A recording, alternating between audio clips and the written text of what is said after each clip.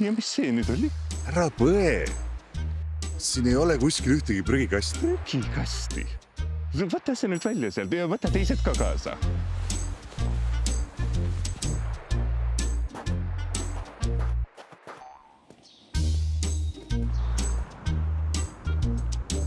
No kas ChatGPT pole sulle midagi õpetanud? Veip on samasugune väike elektroonika nagu telefon või akupank.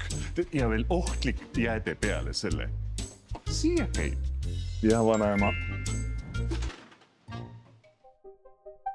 Eesti on Euroopas e-sigarettide tarbimises esikohal.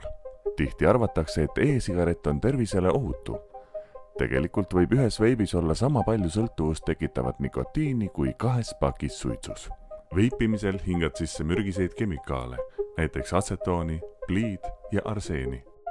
E-sigaretid sisaldavad kergesti süttivaid liitiumakusid, plasti ning elektroonikat. Seetõttu ei tohi neid visata tavaprügi hulka. Keskkonda sattudes mürgitavad nad ümbritsevat loodust. Parim, kui loobud kõikidest tubakatoodetest ja viid tühja veibi õigesse kogumiskohta.